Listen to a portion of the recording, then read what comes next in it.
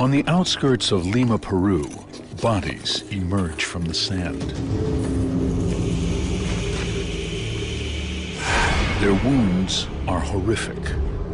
This person died a very violent death. These skeletons may revolutionize our understanding of one of the pivotal events of world history: the Spanish conquest of the Inca. For 500 years, we have had to rely on chronicles written by the Spanish Conquistadors to understand what happened. Those chronicles tell us how in 1532, Francisco Pizarro arrived at the frontiers of the Inca Empire with fewer than 200 men. Ever since, historians have puzzled at the events that followed. As Inca messengers spread news of the tiny invasion around the empire, why didn't the huge Inca armies mobilize? How could a handful of Spanish adventurers bring the greatest indigenous civilization of South America to its knees? Was it the vast superiority of the Spanish weapons? Was it European diseases to which the Inca had no resistance? Or was it something else? These skeletons may hold the answers. For the first time, science can open a window on the real events of the conquest of Peru. The discoveries are amazing. I think we're looking at the first gunshot wound in the New World. A story of the conquest never told before. A story of secret alliances and betrayal. A great cover-up that took place in the 16th century.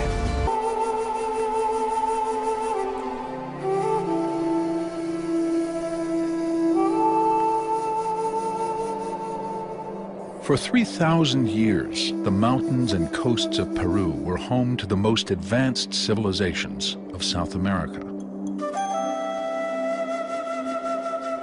The Inca Empire was the last of many to rise and fall in Peru, but it was the greatest. The Inca were the Romans of the New World. Incomparable builders and engineers, they created Machu Picchu, the most sophisticated road system of the Americas, and countless masterpieces of gold. But their real genius was for conquest. In the 15th century, they used it to conquer the entire Andean region. The ghosts of that fierce Inca empire still haunt Peru's modern capital, Lima.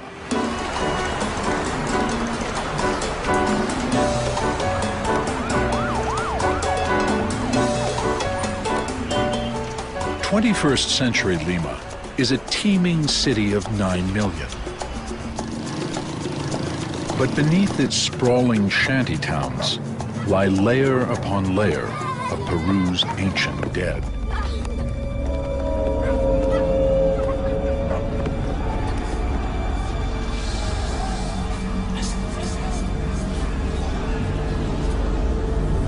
Nobody knows more about the ancient burials of Lima. Límpialo con la brocha nomás, eso es lo que hay que limpiar con la brocha. Con la escobilla, con esa. At the beginning of March of 2004, the city was going to open a new highway in the area that we suspected that had a cemetery. Now we decided to put a trench in order to test if was or wasn't a cemetery. The site Guillermo was investigating was an apparently unremarkable hillside in a suburb of Lima called Puruchuco. He set to work with his colleague of many years, archaeologist Elena Goicochea. Hola, Willy. Hola, Elena, ¿cómo estás? Very quickly, their test trench yielded results. The result of the test was about 20 graves, in a trench that was 2 by 8 meters.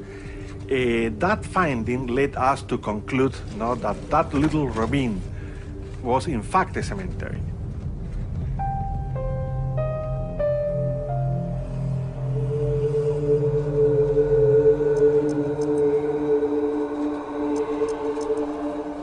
At first, the Puruchuco graveyard seemed very similar to others Willie and Elena had excavated. Bodies were buried at regular intervals in a crouched sitting position facing the rising sun. This is the classic pattern of Inca burials. But before long, strange anomalies began to appear.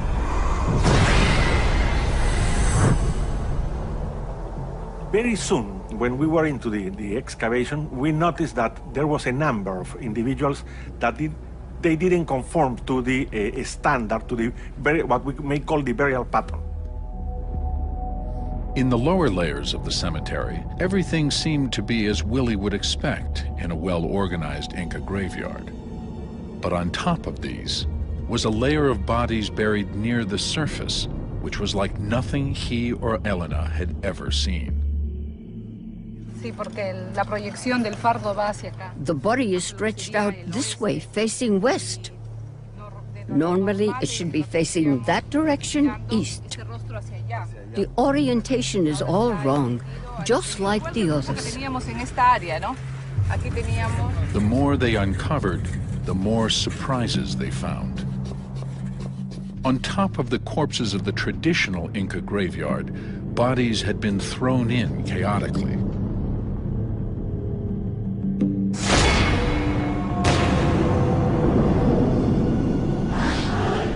Instead of the usual careful wrapping of the body with cotton stuffing and woolen fabrics, these had been hastily wrapped in simple cloths called telas.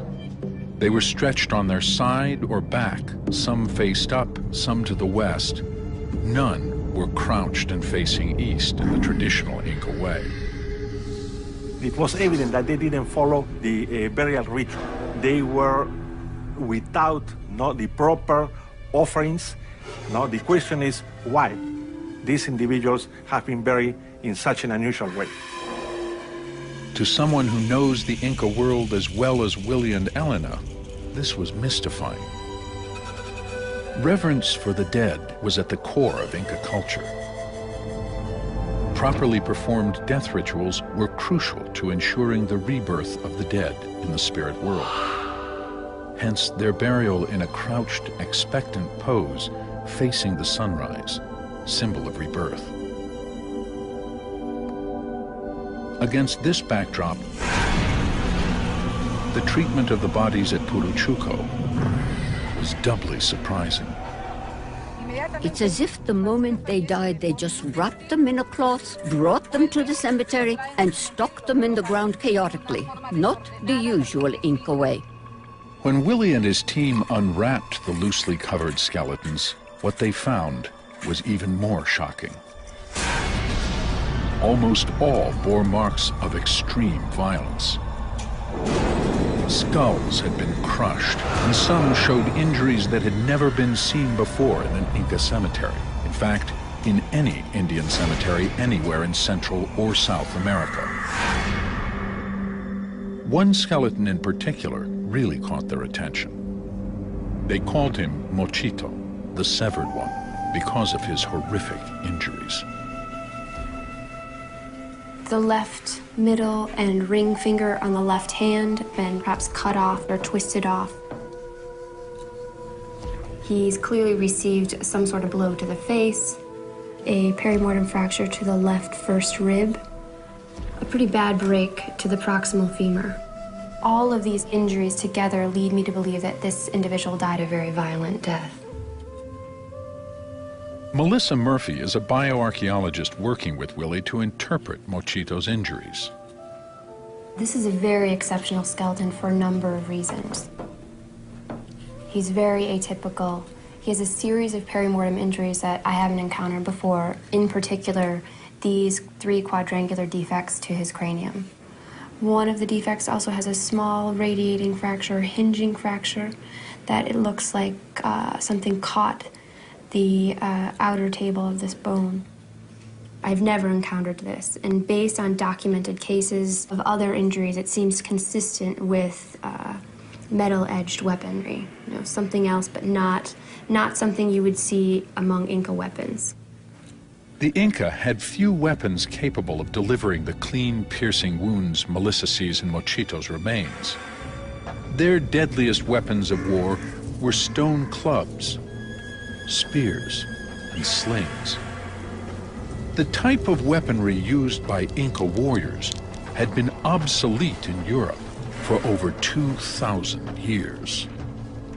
The Inca army would have been totally beyond the comprehension or historical memory of the Spaniards. It's a chalcolithic army, meaning that the Andeans could smelt gold, silver, copper, but all of their cutting implements, all of their piercing implements, all their weapons were stone. The arrival of Pizarro and his conquistadors in 1532 brought this Inca army and its stone weapons face to face with 16th century Europe's most advanced military technology.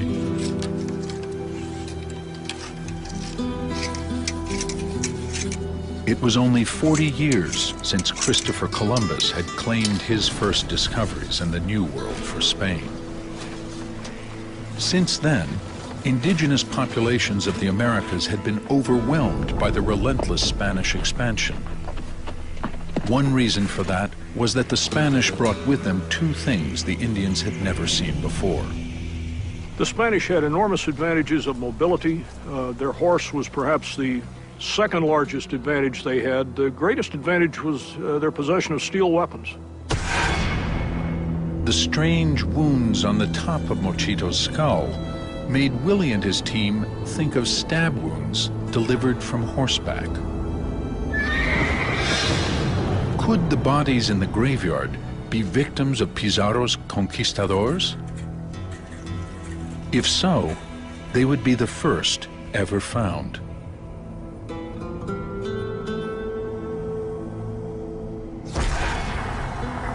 The injury to another skull seemed to prove the link to the conquistadors in an even more dramatic way.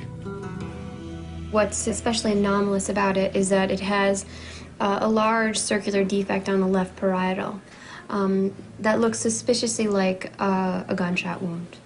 And it looks like as the projectile exited the face and exited this area, it came apart and the entire face was fragmented. What's especially exceptional about this is not only that we have, in fact, the entrance wound and the exit wound that I just showed you, but also that I recovered the plug of bone that actually was in this position on the inside of the skull.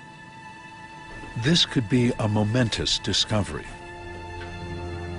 It would be the first documented gunshot wound in the New World.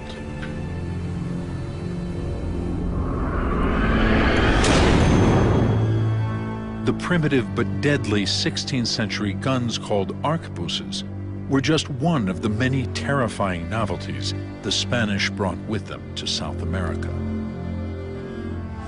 The Spanish arquebuses of the Conquest were no more awkward than European infantry muskets 100 years later, a bit heavier for the projectile weight, but the Spaniards knew how to use them. They knew how to use them well. The combination of guns, steel weapons, and cavalry had a devastating effect on native armies. The Inca had no defense against any of them. The European response to a cavalry charge had been learned over centuries of exposure to mounted combat. Over the short term, the Inca had no response whatsoever to cavalry. And there was yet another deadly cargo brought by the Spanish which would eventually decimate the Inca population: disease. But no one is sure exactly when the first epidemics arrived, so Willie's team concentrate their efforts on the more obvious injuries to the skeletons. If the suspected gunshot wound is real, it would be unprecedented. So Melissa needs proof.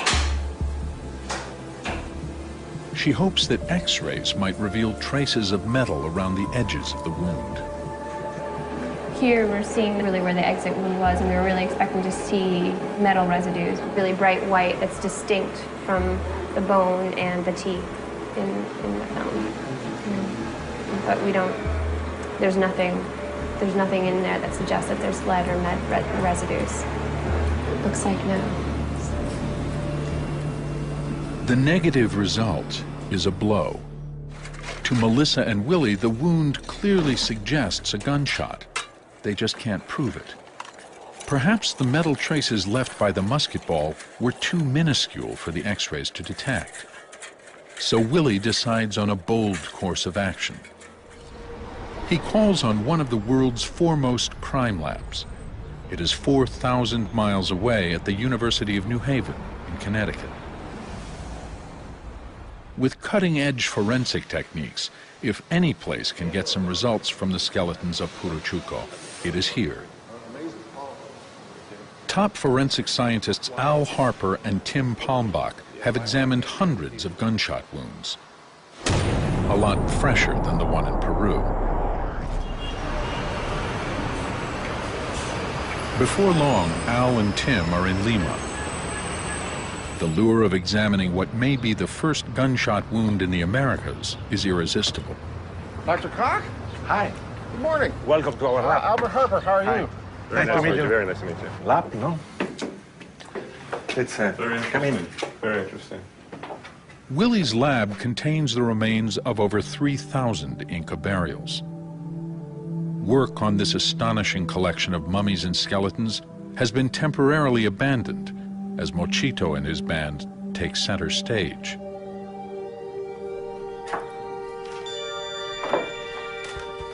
Al and Tim immediately focus on what Melissa thought might be the gunshot wound. Oh, how interesting. Look at this. It's almost as if they're two separate entrances. Yeah, you almost did have a trajectory line of 30, 45 degrees, man. It's hitting at some angle about like that. Yeah. So, if we think energy-wise, it's got to be sufficient enough to pop a hole through the cranium, but not so energetic that you bust this up. I mean, if you took a modern 1,500 foot energy impact of a normal handgun, you don't get plugs like that. Those are fragmented. No, they're completely and totally fragmented. And little pieces of the bullet simply punches a hole through the bone, and it fragments the pieces of bone as it goes through. This isn't the case here. The intact plug of bone indicates an impact much less forceful than any modern gunshot. But it might well correspond to the much weaker impact of a 16th century arquebus. In fact, the bone plug itself carries a concave imprint highly suggestive of a musket ball. Remarkable, absolutely remarkable. Could this be a gunshot? It could be. To prove it, they'll have to use more sophisticated instruments, starting with a scanning electron microscope, or SEM. What we would want to try to do here is we'll do some scanning electron microscopy looking at this, and then if we find some small particulate matter, we can go ahead and we'll hit it with an X-ray, and that'll give us the elemental compositions. All the inside surface there. The results go beyond their wildest dreams. The edges of the hole in the skull and the entire surface of the bone plug are impregnated with fragments of iron, a metal sometimes used for Spanish musket balls. Standard X-ray procedures failed to see these iron particles because what ultimately we established through the SEM is that these were very small particles that were actually hidden in these small fissures and fractures in the bone. Now Tim and Al have an image of what probably happened.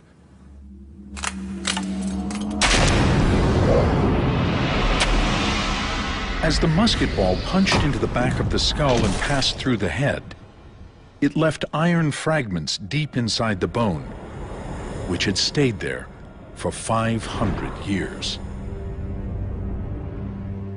Honestly, when we were first confronted with the possibility that there was a gunshot wound some 500 years ago, we were skeptical. And as any scientist would do, we sought to disprove that. Simply, there's nothing that we have found or evaluated that is inconsistent with that having been, indeed, a gunshot wound.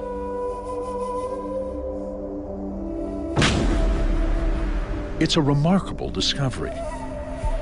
Not only the first evidence of a gunshot wound in the Americas, but support for Willie's belief that the bodies from the Puruchuco graveyard could be the first ever forensic remains of the battles of the Conquest.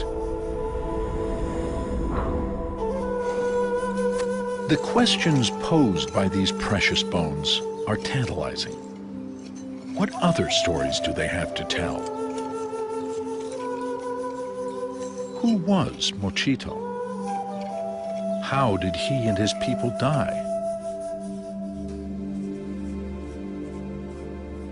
As forensic science opens a window on the Spanish conquest of Peru, what more will we see through it? Will it confirm what the Spanish wrote in their chronicles? That courage, along with guns and steel swords, gave a tiny band of conquistadors such an advantage they could vanquish thousands.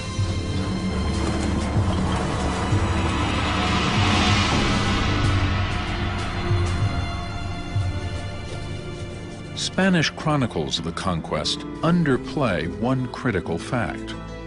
When Pizarro and his conquistadors arrived in Peru, the Inca Empire was falling to pieces.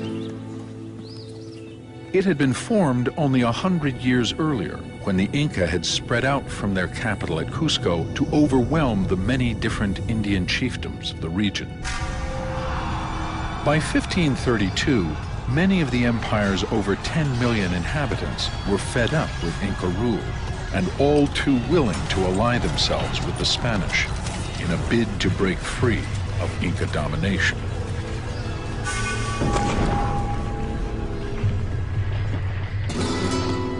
For the newly arrived Spanish, this was a great stroke of luck. Even with their huge technological advantages, they were hardly a formidable fighting force. It's a mistake to think of the conquistadors as soldiers. They were not soldiers in the contemporary Spanish sense, let alone the modern American sense. They were adventurers. They were absolutely ruthless, but they weren't soldiers. Many of the conquistadors were illiterate, including Francisco Pizarro himself. From peasant stock in rural Spain, most were men of action, not letters. The task of telling the story of the conquest largely fell to scribes and chroniclers. Over the years, a sort of official version of what happened was composed. Historians and archaeologists have long suspected that in the process, facts were altered and some conveniently forgotten. The chronicles tried to justify the conquest. And in order to magnify the glory of the Spaniards, they exaggerate. The chronicles go to great lengths to paint a dramatic portrait of Spanish hardships and heroism, but largely ignore the help given them by their Indian allies. They recount a series of dramatic confrontations in which Pizarro's tiny band confront vast Inca armies and against all odds triumph. The most remarkable of these takes place only weeks after the Spanish arrive. At Cajamarca in northern Peru, they come upon the troops of the Inca king Atahualpa, who are celebrating a successful military campaign. The Inca are not prepared for battle. The Spanish take them by surprise and massacre them.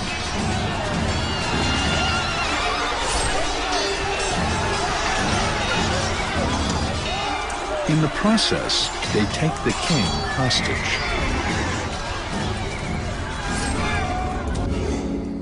Pizarro demands a huge ransom of gold for Atahualpa.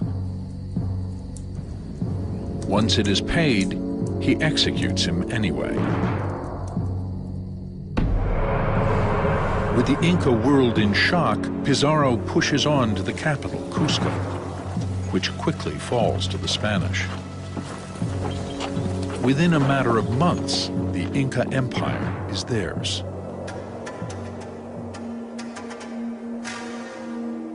It takes 4 years for armed Inca resistance to materialize.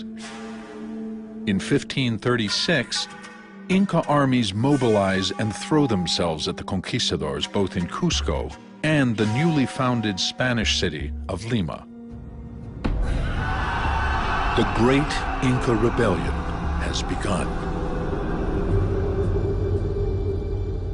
According to the chronicles, on August 10, 1536, Francisco Pizarro is in Lima.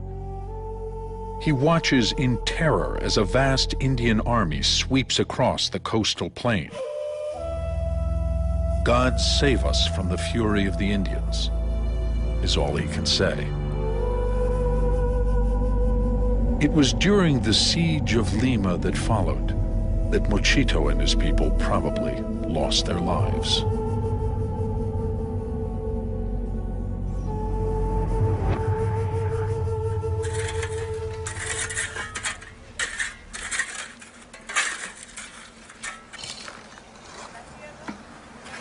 The time layering or stratigraphy of the cemetery at Puruchuco tells Willie that Mochito's remains are from the very first years of the conquest. The only event that could explain the injuries and the stratigraphic position of this was the siege of Lima. In August 1536, the city of Lima is only 18 months old. Its few adobe houses are arranged in a grid system around a central square. According to the chronicles, on the day of the battle, a vast army led by the great Inca general Quiso Yupanqui closes in on Lima. They estimate it in the tens of thousands. Quiso is carried on a litter surrounded by his captains. Pizarro has only a few hundred troops. With the odds stacked against him, he decides to gamble everything on one desperate cavalry charge. The Spanish always try to kill leaders first because they know this devastates enemy morale. So the cavalry hacks its way through the Inca troops towards Quiso and his captains. In front of the Spanish charge, the captains fall back, exposing Quiso. He is killed in an instant. The Inca army retreats in disarray. In the picture painted by the chronicles, a handful of Spaniards have once again heroically defeated a huge Indian army. Lima is saved. But is that really what happened?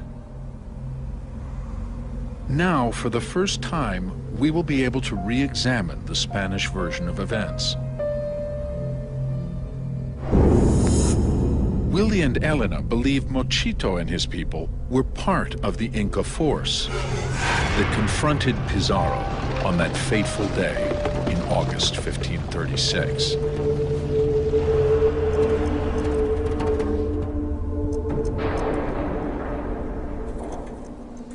The finding of this individual is very important because we can confront the descriptions contained in the European documents with material evidence, with the reality. A sort of forensic work in order to prove or disprove those narrations.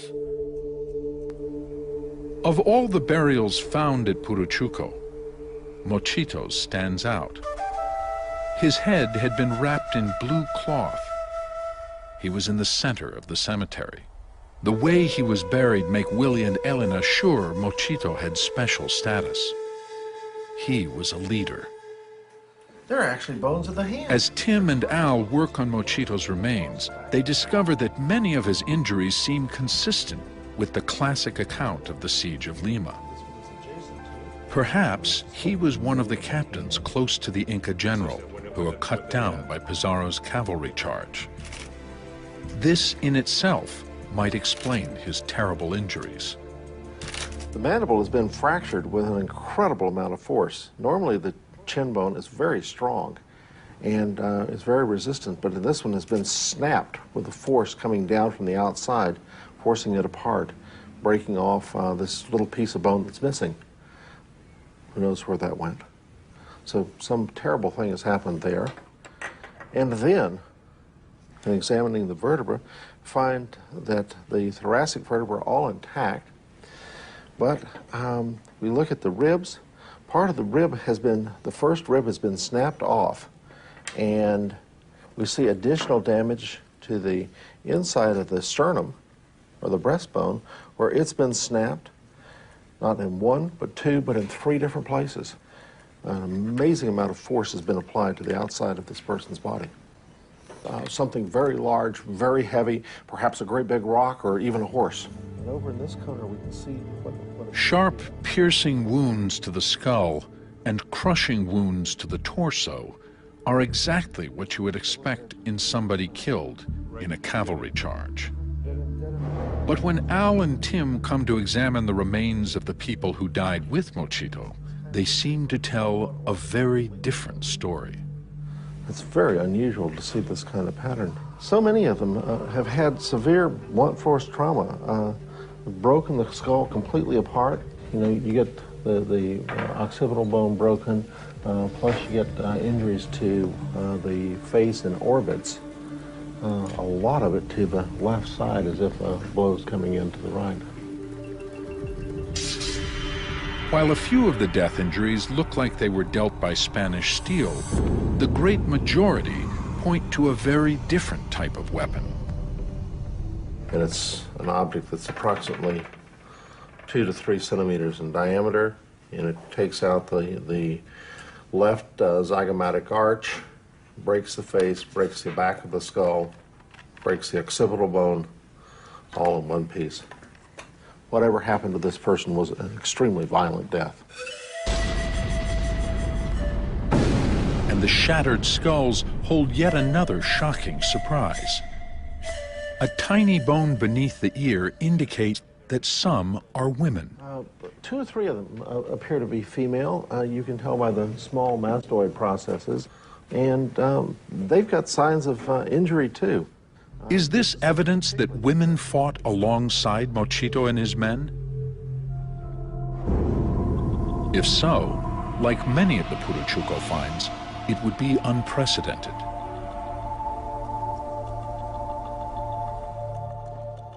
To look for the weapons that could have caused these blunt force skull injuries, Al and Tim head for the Gold Museum of Lima.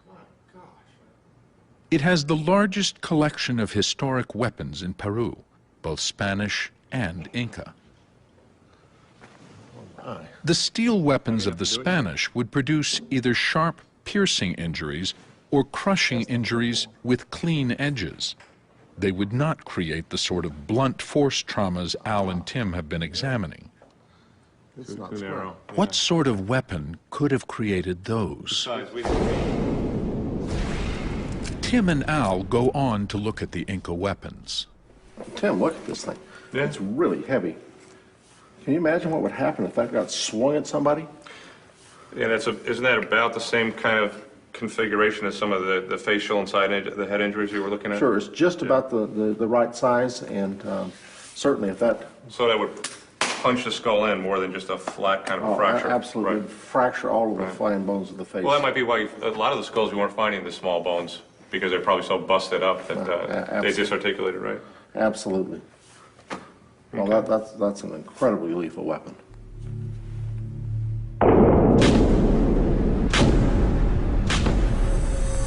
The possibility that the Indians found in the Puruchuco cemetery were killed by stone clubs points to a stunning conclusion.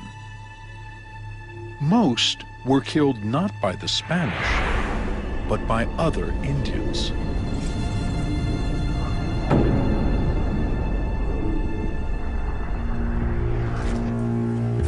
Of 70 individuals in the Puruchuco cemetery, only 3 show clear signs of being killed by Spanish weapons. This directly challenges the account in the chronicles.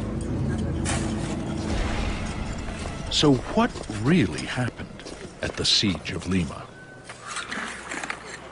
Willie knows that to get to the bottom of this mystery, he needs the collaboration of other disciplines.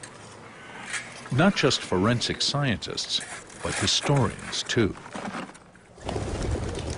For 500 years, we've been told a handful of Spaniards and their irons and their horses were able to take an entire empire. Since we historians have gone beyond the chroniclers in the last 3 decades, this official version can be challenged. Historian Efraín Treyes has been studying the historical records of the early Spanish colony in Peru. They are housed in places like this, the archive of the Franciscans at the convent of San Francisco de Lima. Efraín's attention was drawn to a long-forgotten court case which took place in Lima many years after the siege. It sheds dramatic new light on the events of August 1536. Years after the rebellion, the heirs of Pizarro were arguing with the crown. And as part of that trial, they contended that the costs of defending Lima from the siege had had a heavy impact on the Pizarro estate, and they had to be rewarded for that. The crown disagreed. They brought Indians in who were present at the siege. The Indians testified that the fighting involved small skirmishes, but no major battle. We have references of fighting during the siege, but mostly Indians against Indians. Witnesses also claimed that the Inca army was in the thousands, not tens of thousands. That there was no heroic cavalry charge by Pizarro, and that Spaniards who did fight were protected by large numbers of Indians who were fighting alongside them. So this leads me to think and believe that the Great Siege must have taken place in a very different manner than we have been told.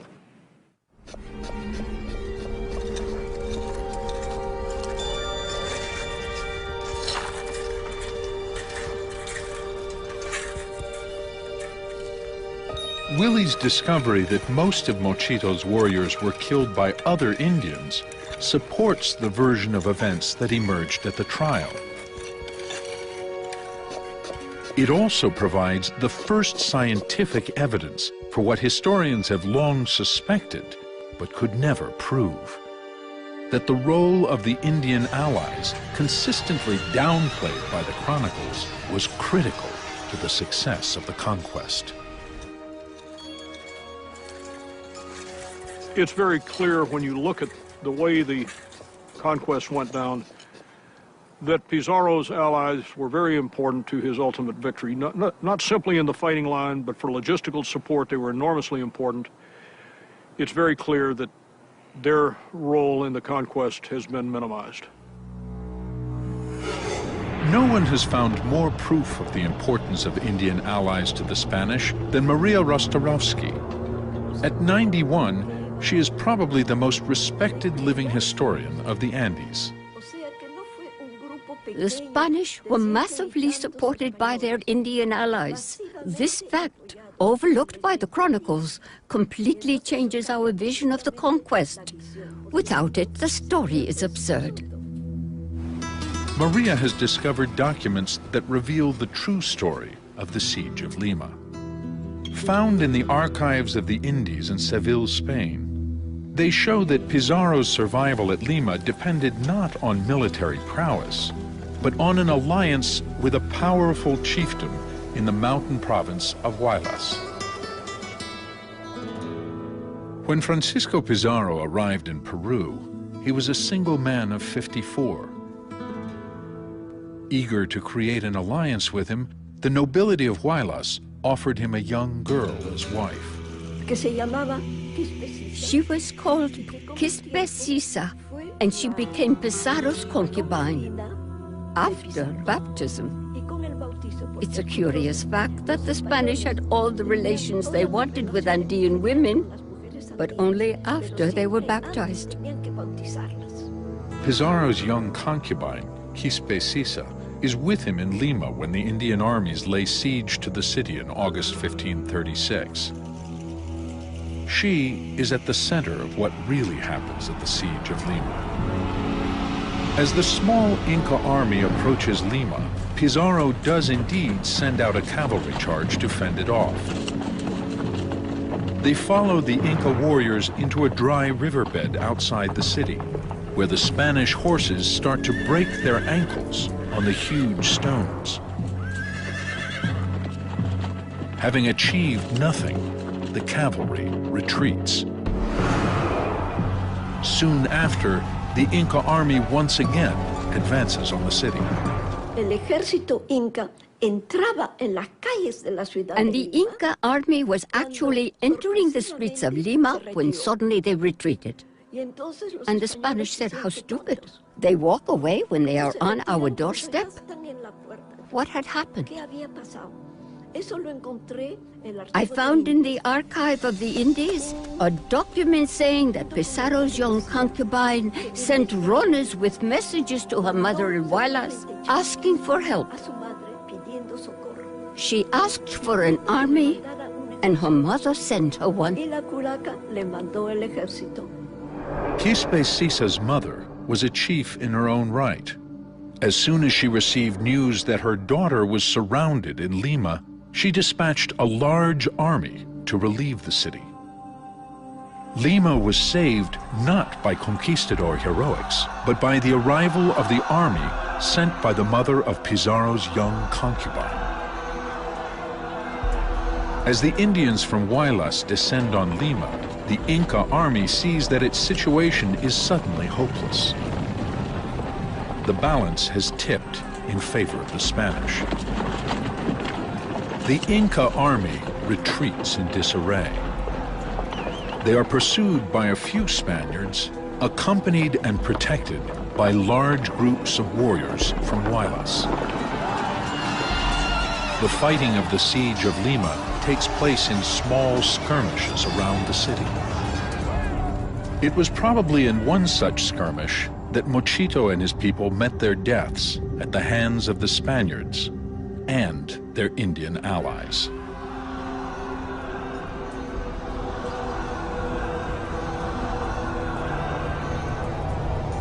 Now, finally, we can tell the story of that last day of their lives.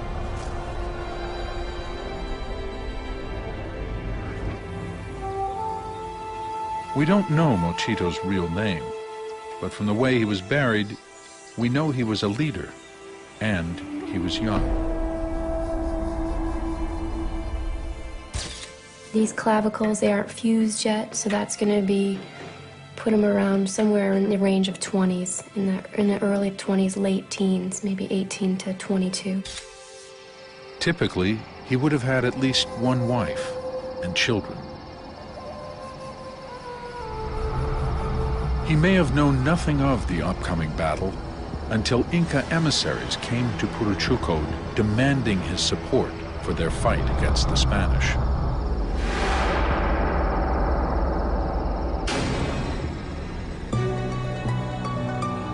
On the morning of the attack, he would have set out from Puruchuco to cover the 5 miles to the new Spanish settlement at Lima.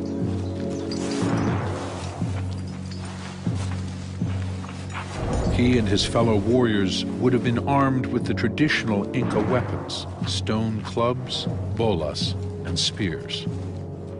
They were accompanied by their women, not as warriors, but probably as carriers of food and water for the day's fighting.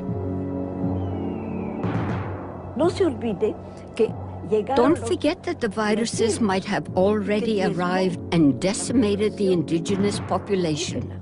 Since they had lost so many warriors, it was probably women who carried the supplies.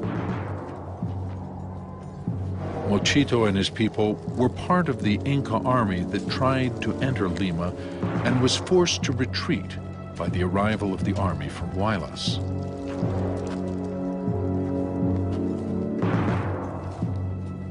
One likely scenario is that as they tried to make it back to Puruchuco, they were hunted down by a small band of Spaniards with their many Indian allies.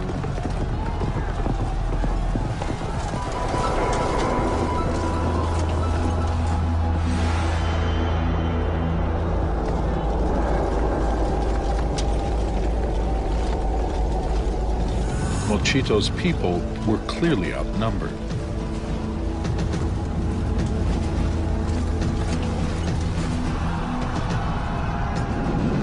Their deaths came with savage brutality.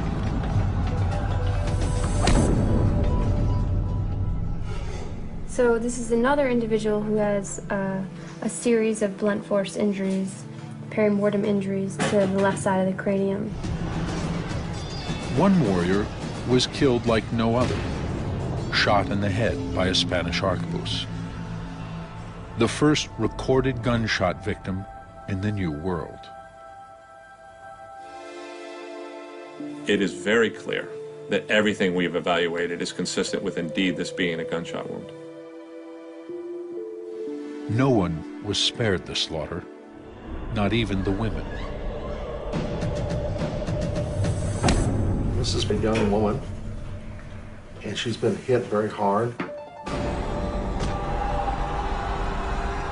As a leader, Mochito would have been attacked with special ferocity.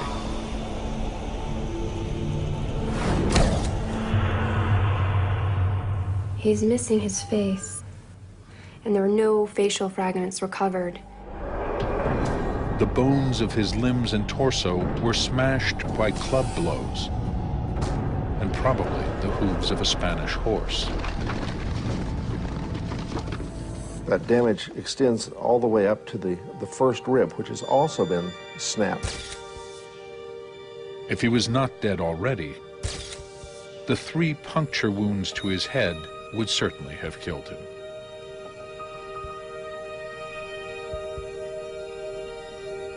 When we have a chance to look at the CAT scans where we can actually peer inside the skull, we can see that the inner layer of the skull is punched out in all 3 cases.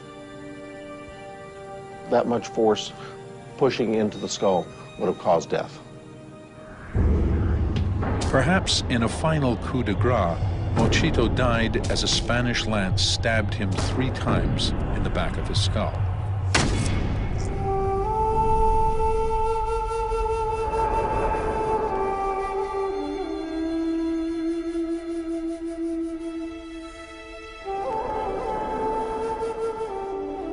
Sometime later, the people of Puruchuco came to gather their dead.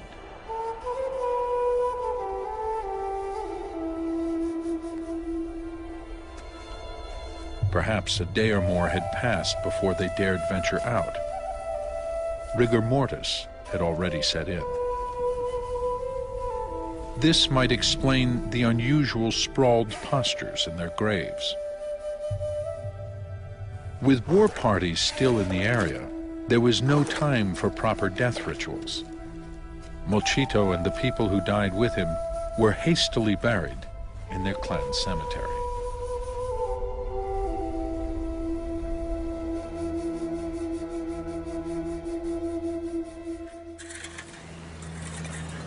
From their remains, the work of archaeologists, scientists, and historians has uncovered a long-hidden truth.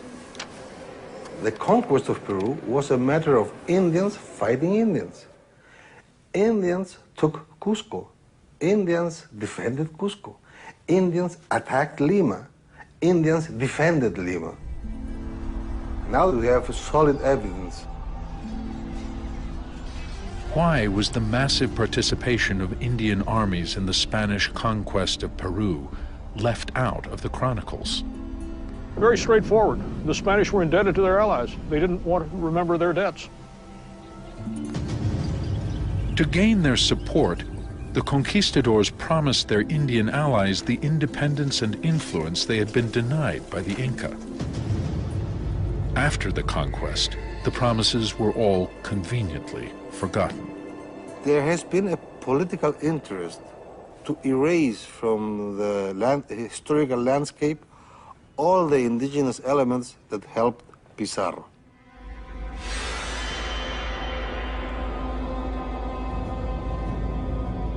The story of the Spanish alliances with the Andean Indians who fought their battles for them is the great untold story of the conquest.